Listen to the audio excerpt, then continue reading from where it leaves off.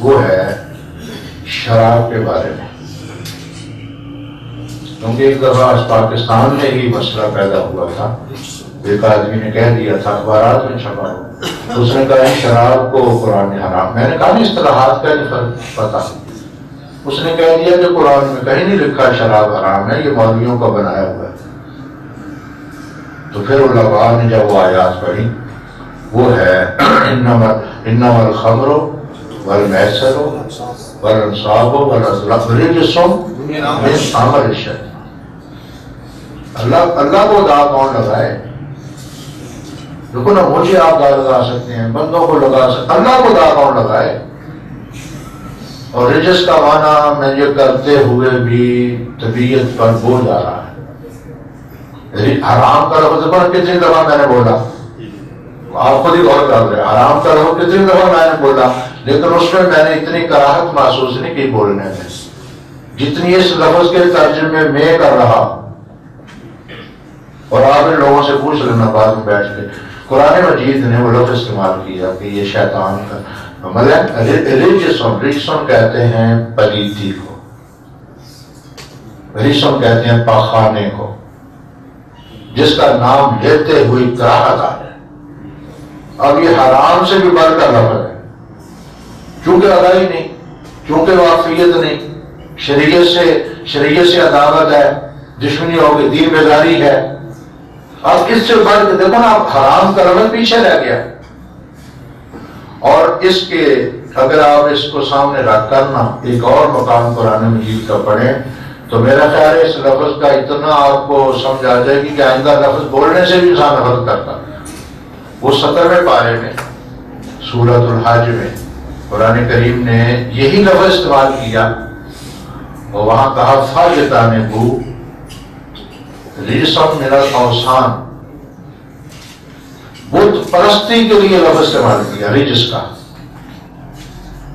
یعنی بت پرستی. فرمایا جو بت کو پوجنا ہے یہ رجس ہے. آپ ذرا بتائیں کتنا خطرناک خوفناک یہ لفظ ہے جو رب کریم نے شراب کی حرمت کے بارے میں نازل کیا. اور اس کے بعد بھی انسان کہتا رہے کہ یار قرآن میں اس کے بارے میں لفظ نہیں ہے، قرآن کے اس میں لفظ نہیں ہے، تو تیری اپنی جہالت ہے بھائی. بعض اوقات آپ کو یہ اصول سمجھا گیا کہ حرام سے بھی بڑھ کر لفظ ہیں، فرض سے بھی بڑھ کر لفظ ہیں قرآن مجید میں. اور اگر یہ اصول آپ پہلے باندھ رہے ہیں تو میں آپ سے کہوں گا، لوگ پوچھتے پھرتے ہیں کہ جی سزا کے قتل کا لفظ قرآن میں ہے، تو میں کہوں گا قرآن میں قتل سے بھی بڑھ کر ایک لفظ ہے لعنت کا. میں اس کی تشریح لاتا ہوں آگے. جیسے آپ سمجھ گئے نا کہ حرام سے بڑھ کر رجس کا لفظ ہے جو بت پرستی کے لیے استعمال ہوا ہے، حرمت پر بہت نیچے کی باتیں. بت پرستی شرک وہ ایسا گناہ ہے جس کے بارے میں رب تعالیٰ نے جو سب سے بڑا رحمان ہے وہ کہتا ہے لا یغفر ما یشرک بہ. اس سے آپ کو ایک بات اور بھی سمجھا دیتا ہوں، اللہ کے حقوق کو کم کبھی نہ سمجھو. ہمارا معاشرہ جو ہے اس میں اللہ کے حقوق کی پرواہ نہیں کرتے. کہتے ہیں یہ بندوں کے حقوق، بندوں کے حقوق. اللہ کے بندے، یہ بندوں کے حقوق بھی اسی لیے ہیں کہ اللہ کے حقوق ہیں. ہمارے یہاں مشہور ہو گیا جی کہ بندے کے حقوق معاف نہیں ہونے، اللہ یہ حدیث کے خلاف ہے. جس بندے کو اللہ تعالیٰ چاہے گا معاف کرنا، جس کا اس نے حق دینا، اسے کہے گا میں تجھے جنت میں فلاں درجہ دیتا ہوں، میرے بندے کو معاف کر. یہ شریعت ہے. یہ جملہ بھی بولنا ختم کرو کہ اللہ کے حقوق معاف کر دے گا. جملہ یوں ہے اگر اللہ چاہے تو معاف کرے گا. آئندہ یہ جملہ اللہ چاہے گا تو معاف فرمائے گا. اچھا تو بندوں کے حقوق اگر اللہ چاہے تو وہ بھی معاف فرما دے گا. اور اس کے معاف فرمانے کی صورت آپ کو عرض کی ہے کہ اللہ تعالیٰ نیکیاں دے دے گا. اللہ تعالیٰ کہے گا بندے میں تیرے گناہ معاف کر دیتا ہوں، تو اس بندے کو معاف کر دے. یہ حدیث میں ہے. لوگ چونکہ ہم ان چیزوں کا علم نہیں رہا جس کی وجہ سے پریشانیاں بنی ہیں معاشرے میں، تو آج کے بعد اللہ کے حقوق کو بھی لازمی سمجھو، ان میں بھی کوتاہی نہیں کرنی. اور یہ سب سے بڑا اللہ کا حق ہے کہ انسان شرک اگر کرے تو اللہ تعالیٰ ہی کہتا ہے میں اپنا حق معاف نہیں کروں گا. پھر یہ قرآن نے بیان کیا، جس کو ہم روز کہتے ہیں معاف ہے، معاف ہے. وہ اللہ کے بندوں اس طرح کھلی چھٹی پہلی بھی نہیں ہے. ہاں اگر اللہ تعالیٰ چاہے تو کسی کو بھی ایمان کی دولت عطا کر سکتا ہے. اللہ کی شان ہے، اللہ کی طاقت ہے، قدرت ہے.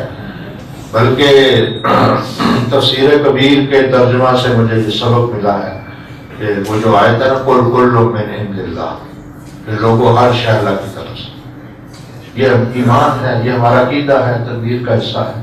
تو یہ اصطلاحات اگر آپ فرض کا ہی تلاش کرنا پڑیں گے قرآن کو تو فرض لفظ نہیں. یہ دیکھو کہ اس چیز کو ثابت کرنے والی چیز کیا ہے.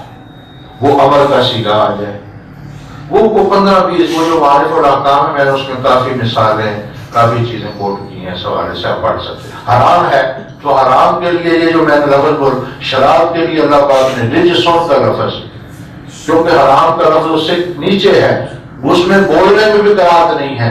لیکن رجسون کا جو معنی کریں آپ، قرآن نے تو ایک خوبصورت لفظ لیا، اگر اس کا معنی کریں اپنی زبان میں تو ہو سکتا ہے آپ کہیں یار میری طبیعت خراب ہو گئی ہے.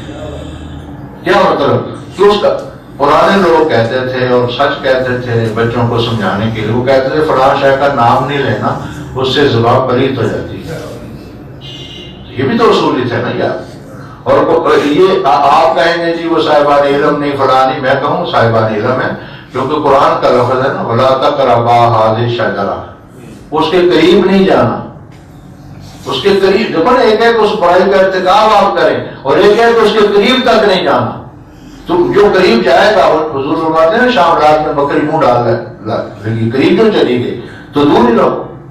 تو یہ اصطلاحات اگر آپ میں اور آپ ذہن میں رکھیں اور پھر قرآنی آیات کو میرے خیال پڑھیں آپ، تو اس میں بھی نشاندہی ایک چیز کی میں کرنا چاہتا ہوں. آج ادھر سے میں نے مشورہ بھی کیا جسٹس صاحب سے بھی، ڈاکٹر صاحب سے بھی. میرا ذہن یہ ہے کہ ہم بنیادی چیز آپ کے سامنے رکھ رہا ہوں، اس پر غور کریں. اللہ پاک نے ہر نفس کو محترم پیدا کیا ہے، ہر نفس کو. نفس کا ترجمہ جو ہے نا آپ کرو ذی روح، نفس کا جو ترجمہ ہے وہ انسان نہ کرو. یہ جو ترجمہ کرتے ہیں نا من قادر نفسا بغیر نفس او فساد، جس نے کسی انسان کو قتل، یہ میرا خیال انسان ترجمہ نہ کرو اس کا. اعلیٰ حضرت نے اس کا ترجمہ جان کیا. ان کو سمجھ ہے نا، شعور ہے نا. اور ہم لوگ ترجمہ کرتے ہیں اس لیے کہ ہمارے نام پہ چھپ جائے، کوئی ادھر سے لیا ادھر سے لیا، 10 سمے پورے. کیا ہو گیا ہمارے معاشرے میں؟ حالانکہ مثلا میں ہوں آپ کے سامنے بیٹھا ہوں، پیر صاحب میں تفسیر کبیر کا ترجمہ کرتا ہوں، جب قرآن کی آیت کا ترجمہ ہے تو میں کہتا ہوں کسی ترجمے سے دیکھ کے کر لو یار. کئی لوگ مجھے کہتے ہیں کہ کبیر کا کام ہمارا قرآن، مجھے ڈر لگتا ہے یہ کلام الہی ہے. اللہ جانتا ہے یہ کلام الہی ہے. وہ میرا کمپوزنگ والا بیٹھا ان سے پوچھ لو، ایک آیت کا ترجمہ بھی میں نے خود کیا. ڈر پیدا ہو گیا یہ کلام الہی ہے بھائی. اس کو کوئی ڈھونڈ کے تلاش کر کے جو مستند لوگ بیٹھے ہوں ہیں ان کا ترجمہ کرا. ڈر لگتا ہے کیونکہ کلام الہی ہے. اور اب جتنے تراجے میں نے دیکھے اب جناب ادھر سے لے لیا ادھر سے لے لیا، جی میرے نام پہ چھپنا چاہیے، تو بتاؤ پھر اس سے نکلے گا کیا؟ اب یہی لوگ معاشرے کو سنبھال سکتے ہیں. تو اس میں بھی جان، نفس کا ترجمہ جو ہے وہ جان، یعنی چونٹی جو ہے، چونٹی جان رکھتی ہے. اگر آپ چونٹی کو بھی مارتے ہیں تو کہا ساری انسانیت کا قاتل ہے. تو کیا خیال؟ اچھا میں ایک جملہ یہاں کہتا چلوں، ہم شروع کریں، ہم احترام انسانیت سے اسلام کو شروع نہ کریں، ہم احترام مخلوق سے شروع کریں. ہم اسلام کو احترام انسانیت سے ہم شروع کرتے ہیں. ہمارا اسلام احترام مخلوق سے شروع ہوتا ہے. مخلوق کی چونٹی بھی شامل ہے. اور آپ قرآنوں کو پڑھیں یا سب کو پڑھیں. ہم لوگ تو اسلام کا ایک حلیہ بگاڑ دیا، ورنہ اپنے پرانے جتنے بزرگ ہیں ان کو آپ دیکھیں وہ چونٹیوں کا بھی احترام کرتے نظر آئیں گے. گلستان بوستان پڑھ لو، شبلی کا واقعہ آپ کو مل جائے گا شاید. جو مغلہ کا اتہاس ہے، اس توڑے سے چیونٹی نکلی تھی تو وہ ہاتھ پہ اٹھا کر اس کو وہ شہر چھوڑنے گئے جہاں سے وہ آئی تھی. تو لوگوں نے کہا کہ چھوڑ دیں، چلی جائے گی. فرمایا میں نے حضور کا فرمان پڑھا ہے کہ دوستوں سے دوستوں کو جدا نہ کرو. ہم کہاں کے لوگ ہیں؟ ہم کہاں کے لوگ ہیں؟ نہیں، ہم کہاں کے لوگ ہیں؟ ہمیں امریکہ مارے یا نہ مارے، سوچو. دیکھو نا، ہمارے اندر وہ چیزیں ہی نہیں رہی. شرح المہذب میں حیران ہو گیا پڑھ کے اس کو.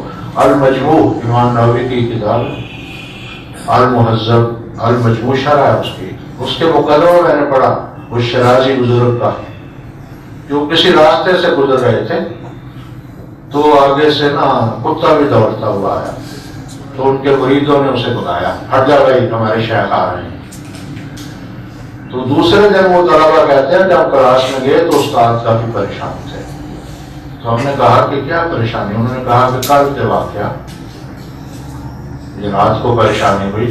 اللہ کریم نے مجھ سے پوچھا کہ یہ راستے صرف تیرے لیے بنے ہیں؟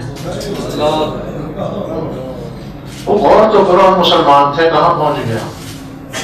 فرمایا یہ راستے صرف تیرے لیے بنائے تھے. مطلب کیا ہوا؟ فرمایا تجھے کیا پتا، تیری زیادہ مجبوری تھی پہلے گزرنا یا کتے کا گزرنا پہلے. مسئلہ تو یہ ہے. میں تو حیران رہ گیا ہوں ان لوگوں. یہ جن لوگوں جس ہستی کو زیارت نصیب ہوئی دستے مبارک کی، شیخ احمد کبیر رفاعی، شیخ احمد، ان کے حالات پڑھو. اس میں لکھا ہوا ہے کہ راستے میں گزرے، علم نہیں تھا. وہی اس راستے میں بچے کھیل رہے تھے. جب انہوں نے بزرگ آتے ہوئے دیکھا وہ بھاگ گئے. شرم کی انہوں نے کہ بزرگ آ گئے، وہی بیٹھ گئے اور فرمایا بلاؤ ان کو. ان کو بلایا گیا اور سب سے دست بستہ معافی مانگی. مجھے علم نہیں تھا کہ بچوں تم کھیل رہے ہو، ورنہ میں اس راستے سے نہ گزرتا. ہم کہاں کے مسلمان ہیں؟ آگے بڑھیے.